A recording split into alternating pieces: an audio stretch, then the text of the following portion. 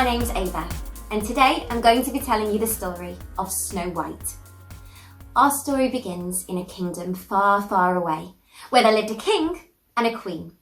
The queen was very kind, very caring, and very beautiful. But she longed for a child of her own. One night the queen made a wish. She wished for a little girl with hair as black as night, lips as red as blood, and skin as white as snow. Not long after making this wish, the queen gave birth to a beautiful baby girl, and she called the child Snow White. Sadly, when Snow White was only very small, her mother passed away, leaving Snow White and her father, the king, all alone. A few years later, the king remarried. His new wife was beautiful, but only on the outside. On the inside, she was vain and really rather wicked. This new queen possessed a magical mirror. Every day, the queen would ask the mirror, "Mirror, mirror on the wall, who is the fairest of them all?" To which the mirror would always reply, "You, my queen, you are the fairest of them all."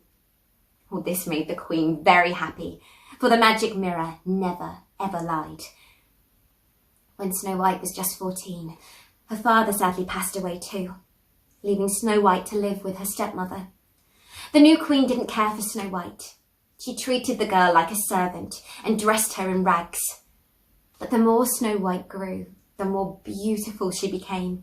Until one day, when the queen asked the mirror, "Mirror, mirror on the wall, who is the fairest of them all?" The mirror replied, "Snow White is the fairest of them all." This made the queen very angry and very jealous, and she began to hate Snow White. She ordered her henchmen to take Snow White into the forest and kill her, and bring back Snow White's heart to prove that he had done the deed. But the henchman was a good man and couldn't bring himself to kill Snow White. So instead, he took the girl into the forest and told her to run away and never come back. And so she ran. The henchman took back to the queen a pig's heart and tricked the queen into thinking that he had killed the girl. In the forest, Snow White was scared, alone. She didn't know where to go or what to do, and she had been walking for hours. Until eventually, she came across a little cottage. She knocked on the door, but there was no answer, so she let herself in. Inside, there was 7 tiny beds and 7 tiny chairs, so Snow White assumed that 7 tiny children must live here. "Oh no," thought Snow White, "I can't seem to see any adult-sized furniture. What if these children have no mother or father?" But Snow White was far too tired to think on this, so she lay across 3 of the tiny beds and fell asleep. When she woke up, Snow White was surrounded by 7 tiny men. The 7 dwarfs were very kind and let Snow White explain why she had let herself into their house. She told the dwarfs all about her mother, her father, the evil queen and the henchman. And they agreed to let Snow White stay, in exchange for her doing a few chores and some cooking for the dwarfs. The dwarfs instantly fell in love with the girl, for she was so kind and caring, just like her own mother had been. Snow White loved her new life in the cottage. Her days were spent doing simple tasks, and her nights were spent dancing, laughing and playing games with the 7 little men. The dwarfs became very protective of Snow White. They made her promise never to leave the house or answer the door when they were away at work. And Snow White agreed because she wanted to protect herself. Back in the kingdom, the queen asked the mirror the age-old question, "Mirror, mirror on the wall, who is the fairest of them all?" To which the mirror replied, "Snow White is the fairest of them all." The queen saw red. She was outraged. She believed the girl to be dead. "There's nothing else for it," said the queen. "I will have to kill the girl myself." And so she got to work on her evil plan.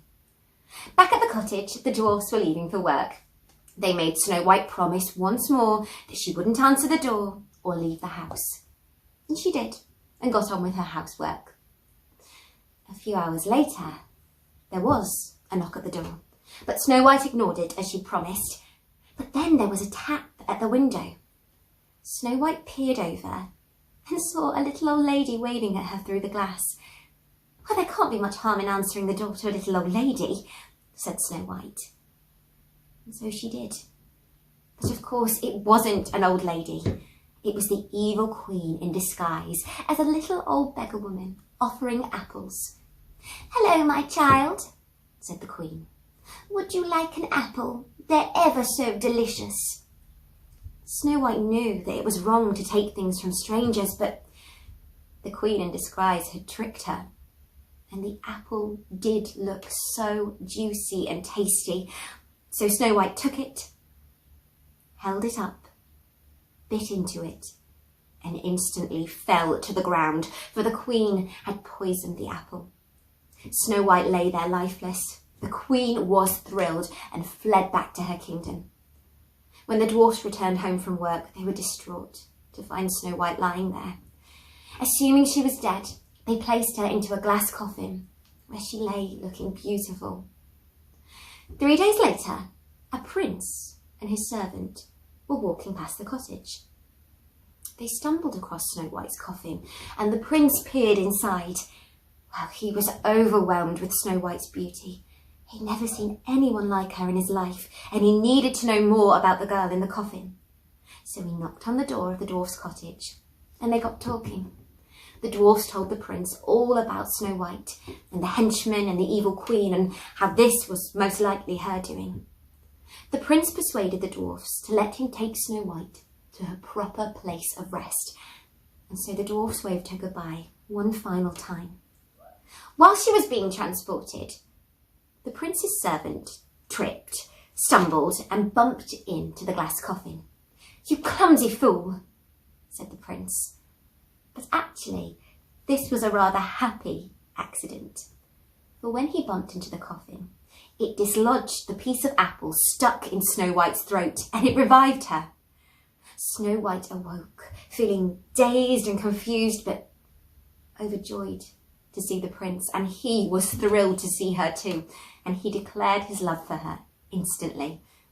And Snow White agreed to marry him. Everyone in the kingdom was invited to the wedding. The townspeople, the 7 dwarfs, even Snow White's stepmother. On receiving her invitation, the evil queen didn't realise that the prince's bride was Snow White, for she believed she had killed the girl. On the day of the wedding, the prince's men waited for the evil queen. The other guests arrived, and then Snow White's stepmother entered.